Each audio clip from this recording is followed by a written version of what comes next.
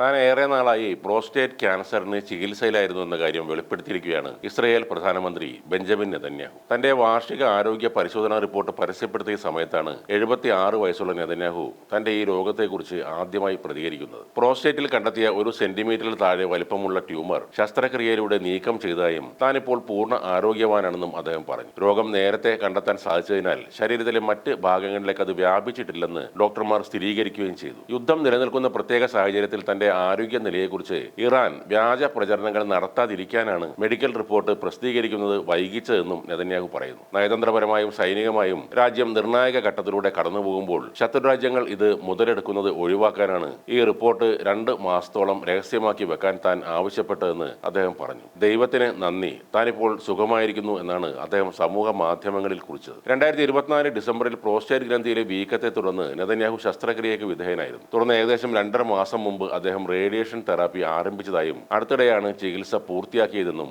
അന്താരാഷ്ട്ര മാധ്യമങ്ങൾ റിപ്പോർട്ട് ചെയ്യുന്നു. നിലവിൽ ഈ ട്യൂമർ പൂർണ്ണമായും നീക്കം ചെയ്തെങ്കിലും ഡോക്ടർമാരുടെ കർശന നിരീക്ഷണത്തിൽ തുടരുകയാണ് നെതന്യാഹു. പ്രോസ്റ്റേറ്റുമായി ബന്ധപ്പെട്ട പ്രശ്നങ്ങൾ ഇപ്പോൾ പൂർണ്ണമായും പരിഹരിക്കപ്പെട്ടതായും റിപ്പോർട്ട് വ്യക്തമാക്കുന്നുണ്ട്. തന്റെ വാർദ്ധക്യ സഹജമായ ബുദ്ധിമുട്ടുകൾക്കിടയിലും യുദ്ധകാര്യങ്ങളിൽ നെതന്യാഹു സജീവമായി തുടരുകയാണ്. നേരത്തെ 2023 ഹൃദയ സംബന്ധമായ അസുഖങ്ങളെ തുടർന്ന് അദ്ദേഹത്തിന് പേസ് മേക്കർ ഘടിപ്പിച്ചിരുന്നു. ആരോഗ്യ പ്രശ്നങ്ങൾ പലപ്പോഴും രാഷ്ട്രീയ ചർച്ചകൾക്ക് വഴിമാറാറുണ്ടെങ്കിലും കൃത്യമായ ചികിത്സയിലൂടെ താൻ കരുത്തുറ്റ തിരിച്ചുവരവ് നടത്തിയെന്ന് പ്രഖ്യാപിച്ചുകൊണ്ട് ഭരണകാര്യങ്ങളിൽ സജീവമാകാനാണ് നെതന്യാഹുവിന്റെ തീരുമാനം. തെരഞ്ഞെടുപ്പിന് ഇനി മാസങ്ങൾ മാത്രം ബാക്കി നിൽക്കെയാണ് നെതന്യാഹുവിന്റെ ഈ വെളിപ്പെടുത്തൽ. വീണ്ടും തെരഞ്ഞെടുക്കപ്പെട്ടാൽ ഇസ്രയേൽ ചരിത്രത്തിലെ ഏറ്റവും പ്രായം കൂടിയ പ്രധാനമന്ത്രിയാകും ബെഞ്ചമിൻ നെതന്യാഹു. റേഡിയേഷൻ തെറാപ്പിയിലൂടെയാണ് നെതന്യാഹു ചികിത്സ നടത്തിയതെന്ന് ഈ റിപ്പോർട്ട് വ്യക്തമാക്കുന്നുണ്ട്. എന്നാൽ ഇദ്ദേഹം എപ്പോഴാണ് ചികിത്സ തേടിയതെന്നോ അല്ലെങ്കിൽ എവിടെ വെച്ചാണ് ചികിത്സിച്ചത് എന്നോ ഒന്നും തന്നെ ആ റിപ്പോർട്ടിൽ വ്യക്തമായി പറയുന്നുമില്ല. ഇതിനിടെ ഇസ്രായേൽ ഇറാൻ യുദ്ധം നടക്കുമ്പോൾ നെതന്യാഹു മരിച്ചു എന്ന രീതിയിലും ചില വാർത്തകൾ പ്രചരിച്ചിരുന്നു. ഇപ്പോഴും ഇറാൻ അനുകൂലികൾ വിശ്വസിക്കുന്നത്